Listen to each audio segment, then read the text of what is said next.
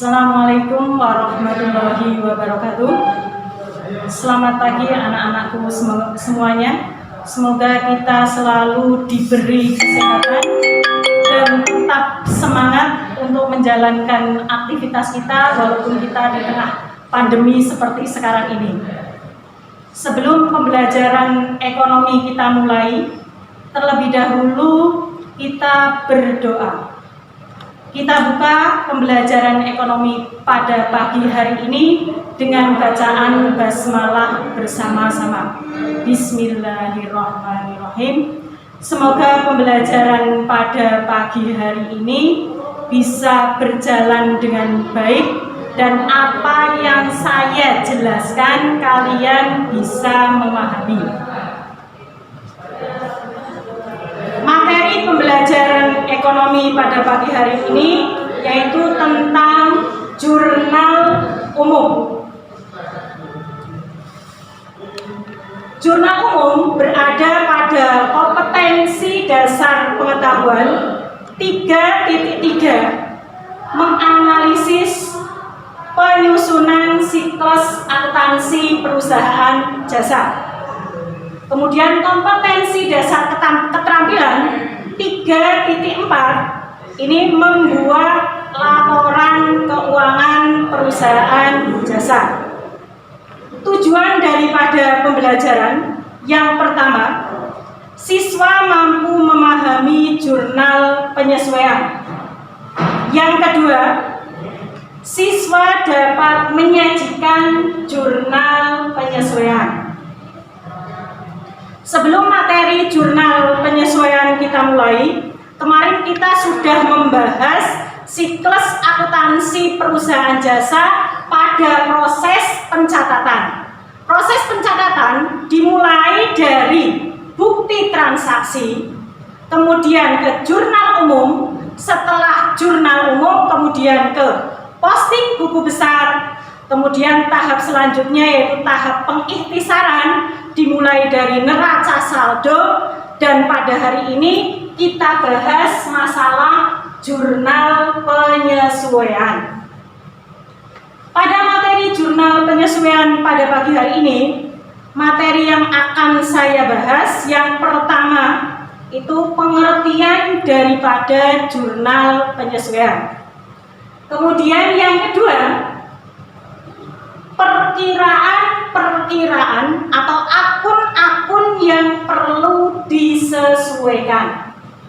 Kita bahas yang pertama tentang pengertian daripada jurnal penyesuaian. Di situ sudah bisa dilihat namanya jurnal penyesuaian, yaitu jurnal yang dibuat untuk menyesuaikan saldo-saldo rekening yang ada di neraca saldo menjadi akun saldo yang sebenarnya atau yang sesungguhnya. Kemudian hal-hal yang perlu disesuaikan. Ada 7 poin, ada 7 hal yang perlu disesuaikan. Yang pertama itu bahan habis pakai atau biasa disebut dengan perlengkapan. Kemudian yang kedua, beban dibayar di muka. Yang ketiga, pendapatan diterima di muka. Yang keempat, beban yang masih harus dibayar. Kelima, pendapatan yang masih harus diterima. Keenam, penyusutan aktiva tetap. Ketujuh, piutang tak tertagih. Itu perkiraan yang memerlukan jurnal penyesuaian. Kita bahas satu persatu. Yang pertama yaitu perlengkapan. Perlengkapan atau biasa disebut juga dengan bahan habis pakai. Perlengkapan dibuat jurnal penyesuaian yaitu beban perlengkapan pada perlengkapan sebesar yang terpakai. Jadi untuk nominalnya, nominal perlengkapan di jurnal penyesuaian itu dibuat yang terpakai. Contohnya saja misalkan di neraca saldo awal itu ada saldo perlengkapan 3 juta. Kemudian di jurnal penyesuaian ada keterangan saldo perlengkapan tersisa Rp800.000. Berarti di sini dibuat jurnal penyesuaian beban perlengkapan pada perlengkapan sebesar yang ada di neraca saldo sebesar 3 juta, kemudian masih ada sisa 1.200.000. Berarti beban perlengkapan pada perlengkapan sebesar 1.800.000. Itu mencatat yang pertama, perlengkapan sebesar yang terpakai. Kemudian yang kedua, beban dibayar di muka. Beban dibayar di muka, contohnya misalkan sewa dibayar di muka. Misalkan lagi asuransi dibayar di muka. Ya. Ini jadi semua yang dibayar di muka ini namanya beban dibayar di muka. Kenapa kok dinamakan beban dibayar di muka? Karena kita belum melampaui tetapi kita sudah membayar. Untuk beban dibayar di muka ini ada 2 perkiraan. Bisa dicatat ke dalam perkiraan aset atau harta, bisa juga dicatat ke dalam perkiraan beban. Yang pertama, apabila dicatat sebagai aset atau harta, ini jurnalnya beban sewa pada sewa dibayar di muka.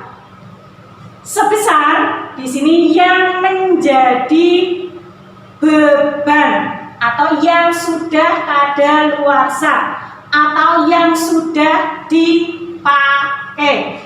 Misalkan saja di sini sewa dibayar di muka dibayar tanggal 1 Oktober 2018. Berarti di sini untuk dicatat sebagai aset berarti dari bulan Oktober, November, Desember itu ada 3 bulan. 1 tahun ada 12 bulan. Berarti 3/12 dikalikan misalkan sewanya ada Rp2.400.000, berarti tinggal mengalikan Rp2.400.000. Ini apabila dicatat sebagai aset karena yang sudah terpakai. Kemudian yang kedua, apabila dicatat sebagai beban. Kalau dicatat sebagai beban, kita sudah membayar, tetapi kita belum memakai atau belum menggunakan. Jurnal yang dibuat, sewa dibayar di muka pada beban sewa. Itu sebesar yang belum menjadi beban. Contohnya tadi yang sudah menjadi beban sampai dengan Desember 2018. Berarti yang belum menjadi beban yang dihitung dari Januari, Februari, Maret, April, Mei, Juni, Juli, Agustus, kemudian September. Ada 9 bulan. Itu beban dibayar di muka. Kemudian yang ketiga yang perlu dibuat penyesuaian yaitu pendapatan diterima di muka. Pendapatan diterima di muka contohnya sewa diterima di muka. Ini juga ada 2 pencatatan. Bisa dicatat di sisi utang. Kemudian yang kedua bisa dicatat di sisi pendapatan. Apabila dicatat di sisi utang, jurnalnya sewa diterima di muka pada pendapatan sewa. Itu sebesar yang sudah menjadi pendapatan. Contohnya saja misalkan pada bulan November diterima pendapatan sewa sebesar 3 juta untuk masa 1 tahun.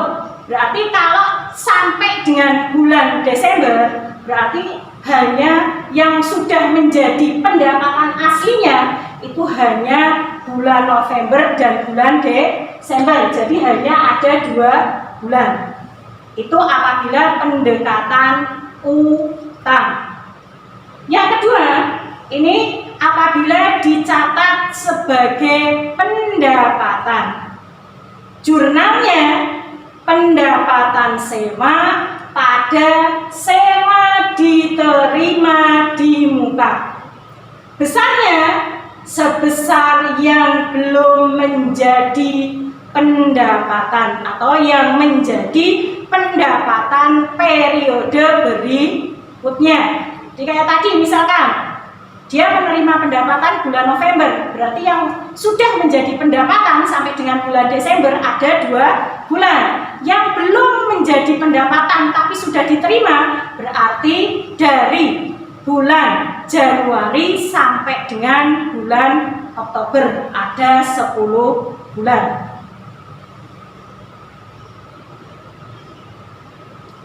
Kemudian yang keempat, beban yang masih harus dibayar atau utang beban.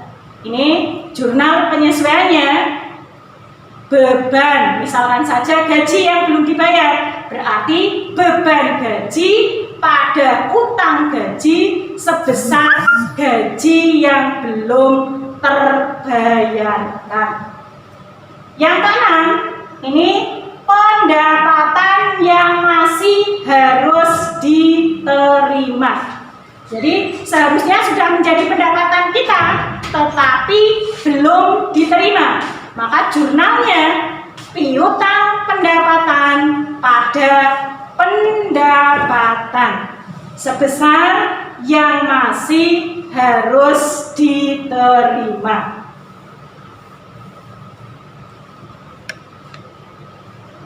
Kemudian yang keenam, penyusutan aktiva tetap. Dari awal kemarin sudah saya jelaskan namanya aktiva tetap. Selain daripada tanah, itu pasti nilainya akan berkurang. Berkurangnya itu dinamakan dengan penyusutan. Ya, jadi aktiva tetap selain tanah pasti ada penyusutannya.